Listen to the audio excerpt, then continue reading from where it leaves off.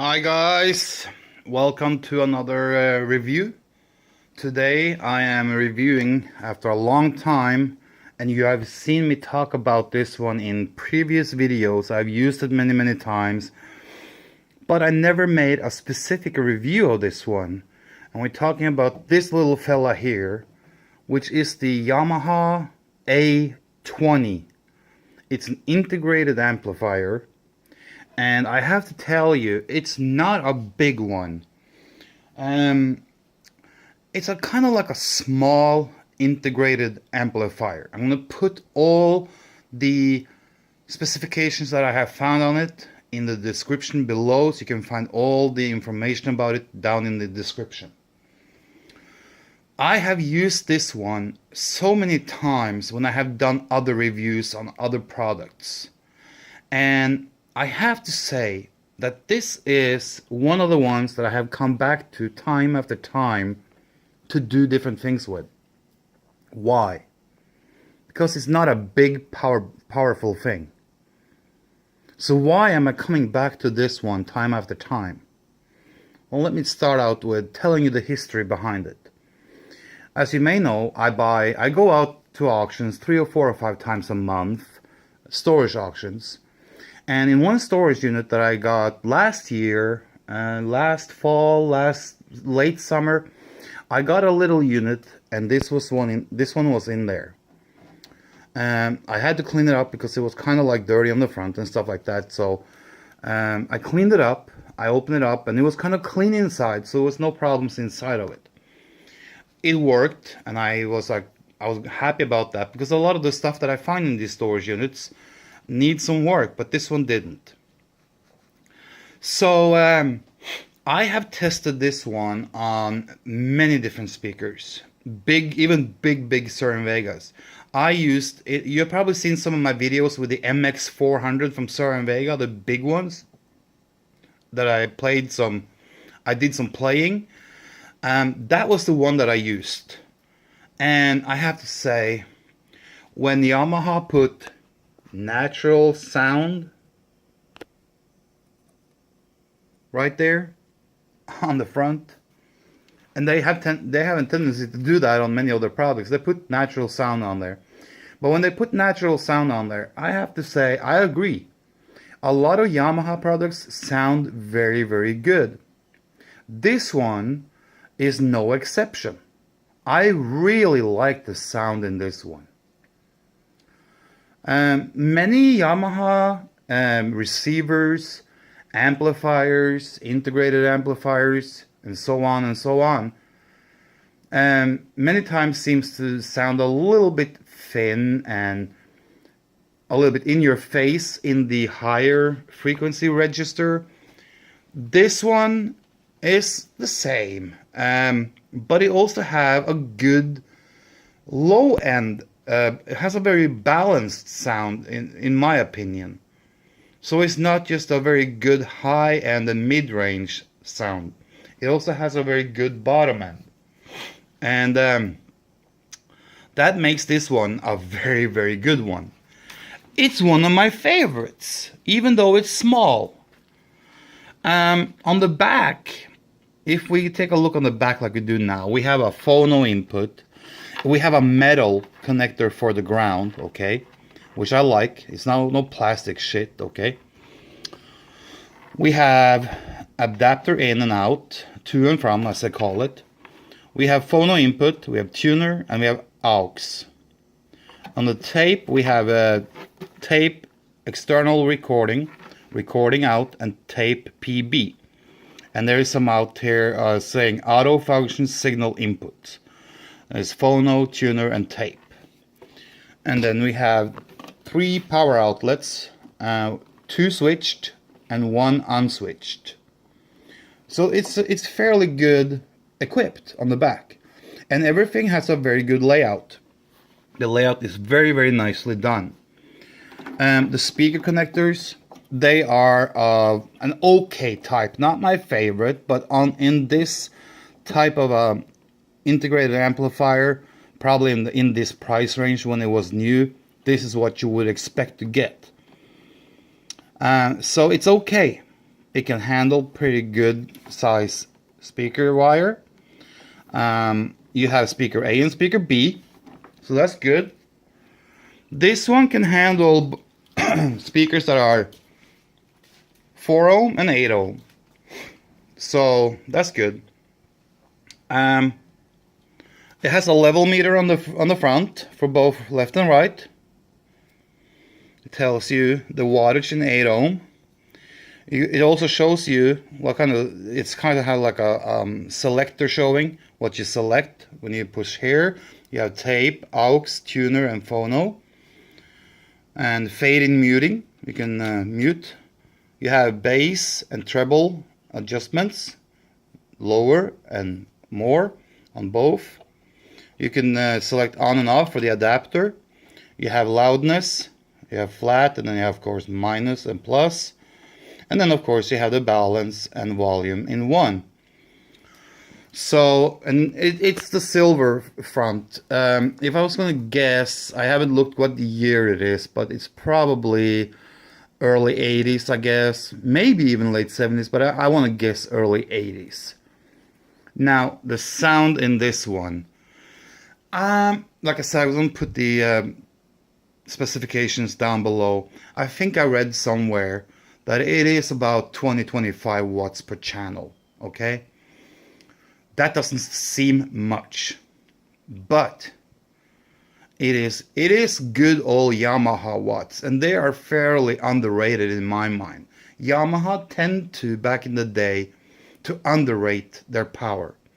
So it plays more like maybe like a 40 watts per channel thing, because it drives my big Sur and Vegas fairly well, and it does so without going into clipping, without any problems. Power-wise, I want to say this one has more power and shows more power and plays with more ease than those two that we tested last time. Those are receivers though. But this one seems to be more powerful, even though it's kind of like rated right around the same area. So, sound-wise, what can I say about this one? Like I said, the high frequency, the mid-range, and the tweeter on this Yamaha integrated amplifier is exceptional good. It's very good. You can sit back and you can enjoy the sound. Doesn't matter what kind of music you put on it. If you're into classic, you will really enjoy this one. Classical music sounds really good. If you're into jazz, blues, it will really, really play good. If you're into more acoustical music, like guitars and music that has some kind of acoustic flair to it, really good choice. Modern music, you probably would have to have an amplifier with more power. For rock and hard rock, it is a good choice if you have speakers and you don't want to play too loud. This is not a party amp or an amp that you use to play high SPL and loud with. It's an amplifier, it's an integrated amplifier that you use when you sit back in your favorite chair, favorite sofa, or favorite love seat to enjoy music at moderate levels. So when you are putting on a CD or a vinyl or a cassette deck and you want to sit back and listen to music at moderate levels, this is a very good choice. I'm not saying that this is the one that you want to use if you want to go party, because it doesn't have enough power for that. But it doesn't matter what kind of speakers you really have, as long as they are fairly efficient. I would not hook up any speakers that are hard to drive. If you get speakers with less than 90 dB with 1 watt in per meter, this is probably not your the right type of amp, integrated amp. So wouldn't the receivers be. The less wattage or the less power you have, of course you want to have as much efficient speakers as you can. So what kind of speakers could you hook up to this one? Well, it doesn't really matter, like I said, as long as they are very efficient and you play at moderate levels. And trust me, when I said moderate levels, that's still very loud for some, because moderate levels in my world is pretty loud.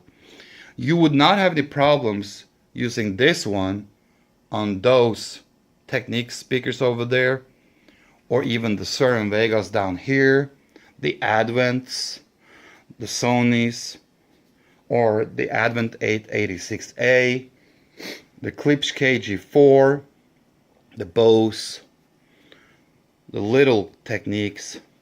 All of these are good choices. So, and if you have other types of speakers, go ahead and try. If you have KLH speakers, you can do it.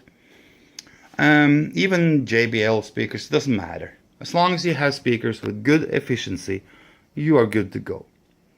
Now, I said that I really like the mid-range and the high frequency in this amplifier. And that's not the only thing that stands out. Like I said, I have a few receivers at home, Yamaha receivers, and they sound really good in the mid-range and the high frequency, but they sound maybe a little bit like something is missing in the bottom sometimes. This one doesn't. This one has a very, very good low-end reproduction. It's very good, balanced from the mid-range and down to the lower end, to the bass area.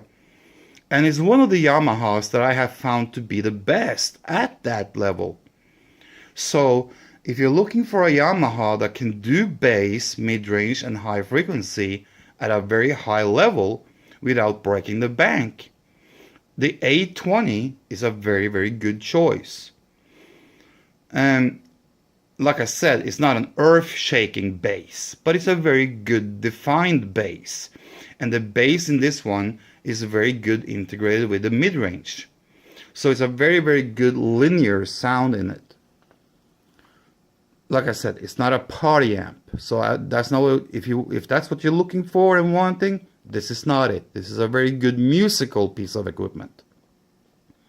So if you're into something that is musical, that you can sit back and enjoy, then this is absolutely one piece of equipment you want to think about and really consider.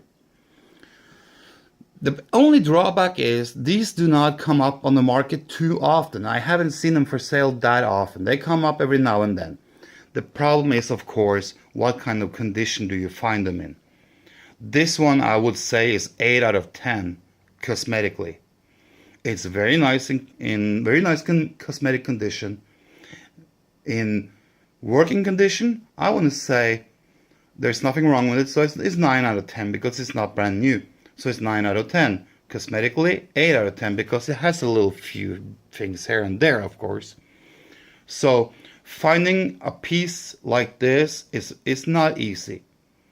So what can you expect to pay for something like this? With the prices the way it is right now on vintage audio equipment, still going up and up and up. Sorry, I would not be shocked if you would have to pay 200 plus for something like this. Somewhere between 2 and 250 for this one would not shock me at all. In my store, I have this one for sale.